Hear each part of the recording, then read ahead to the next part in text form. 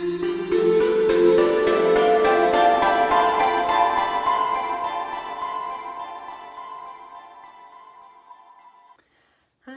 good evening, Schools Outers. Hope you've had a great day. I am here to read you a story tonight. It is by Chris Van Dusen, and it is called Hattie and Hudson.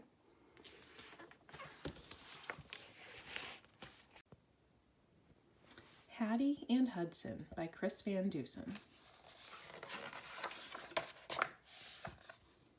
Hattie McFadden loved to explore. Every morning after breakfast, she'd grab her life jacket, wave goodbye to her parents, and paddle out in the canoe to see what she could see.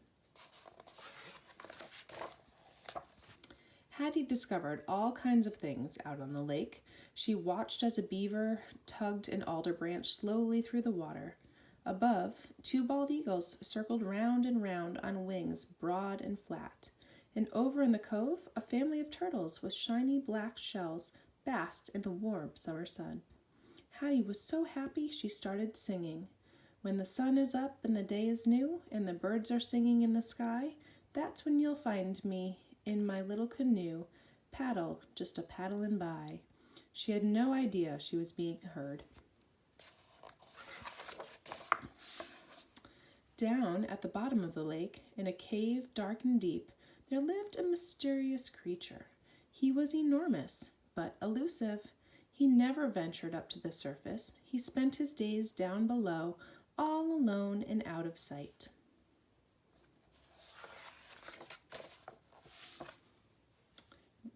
The monster was used to hearing motors buzzing and propellers churning overhead. It was why he stayed hidden in his cave. But today he heard something different. A song, bouncy and bubbly, came echoing down through the water. So come with me, 'cause there's room for two. We'll be together, you and I, out on the lake in my little canoe, paddle, just a paddlin' by.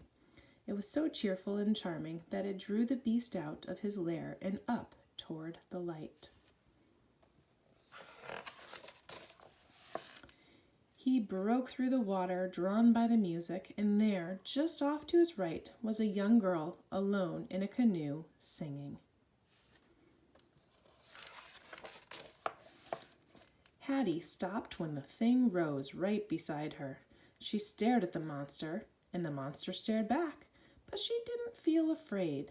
There was something in his eyes, the way he looked at her, and the curious tilt of his head. It was almost as if he wanted to hear more, so Hattie softly continued singing.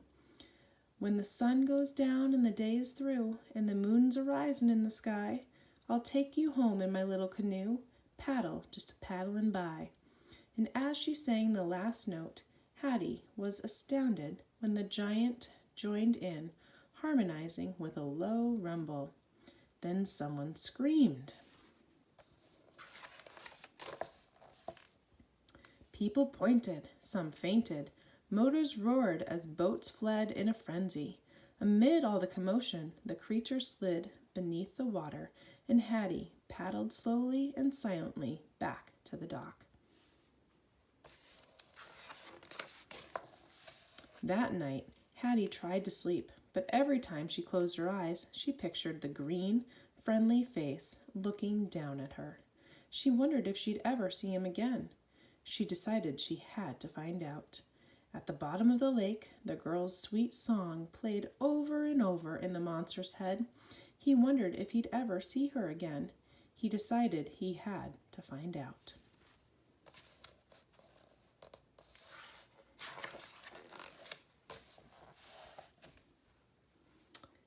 Hattie paddled the canoe quietly through the darkness. She stopped, waited, and looked down into the rippling water. Suddenly, a massive black shape emerged from the depths. Two glowing eyes grew brighter and brighter as the shape drew closer and closer.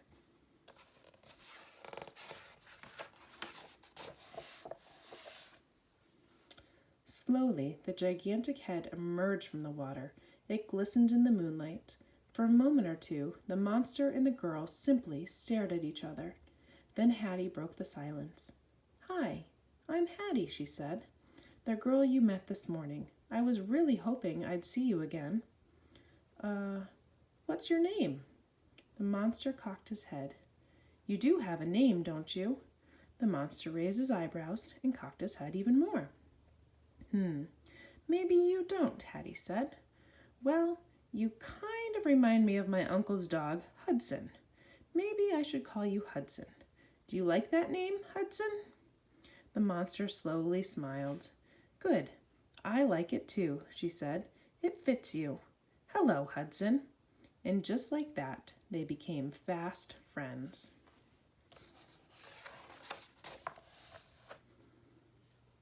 The little girl and the huge monster splashed and played in the silvery moonlight until Hattie realized it was time to head home.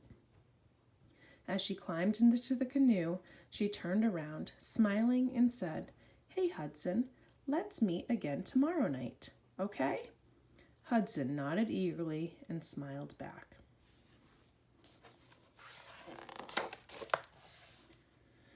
The next afternoon, there was a meeting at the town hall. Everyone was yelling, suggesting ways to get rid of what they called the deadly beast. If only they knew him, Hattie thought. She tried to say something, but she was interrupted. She tried again, but no one heard her. She tried several times to speak. Finally, she gave up. When the meeting was over, Hattie walked home with her dad. She felt a little sick.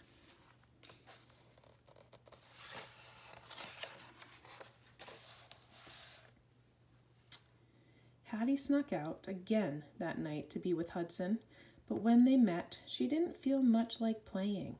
"The townspeople saw you yesterday," she explained. "Everybody thinks you are dangerous. Tomorrow they're coming to catch you and take you away. I don't know where to, but we can't let that happen.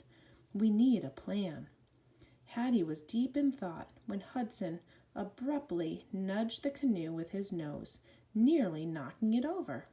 "Hey!" barked Hattie. Hudson did it again. "What the heck?" Once again he bumped the boat. Then he looked at her and smiled brightly. "Wait a second. I think you know what you're doing," said Hattie. Then she added, "And this could work. This could definitely work. Hudson, you're a genius." At the break of dawn, Hattie paddled her canoe to the town landing. The men were already gathered, loading their boats with radars, ropes, and netting. Hattie started to feel sick again, but she had to stay focused. She had to stick to the plan. She had to save her new friend. So she paddled her canoe away from the shore into the center of the lake. Then she waited.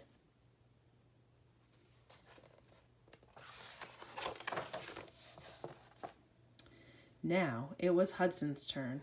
He swam up to Hattie. He carefully bumped the bottom of the canoe. It flipped over easily, tossing Hattie, as planned, into the water.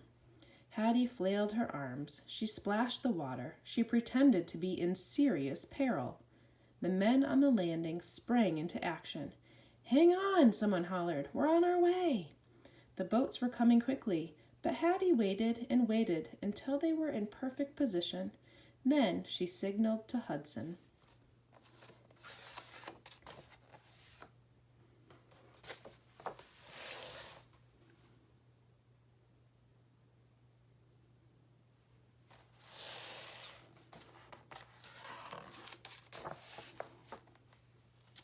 The people stared in complete, stunned silence as Hudson slowly swam past. When he reached the landing, he gently lowered his head so Hattie could slide off. Now it was Hattie's turn to hold a meeting. "This is Hudson," she said bravely. "He's a friend of mine. I know you think he's scary and mean and dangerous, but he's actually very friendly. He won't hurt you. I promise. This lake is his home, and I think he deserves to stay. Once you get to know him, I'm sure you'll agree." Hattie paused. Everyone stood still. Then a young boy slowly walked up and patted Hudson gently on the nose. Another child followed, then another. Soon a few adults cautiously stepped forward. Before long, a crowd had gathered around Hudson. It took some convincing, but eventually everyone welcomed the idea of having Hudson around. He even became something of an attraction. People traveled from far and wide to spend time with the famous, friendly monster. But when the sun went down and the visitors left for Hattie and Hudson, everything was just as it had been since the beginning. And every night they met in the same place, playing the same games, and splashed and frolicked under the big silver summer moon.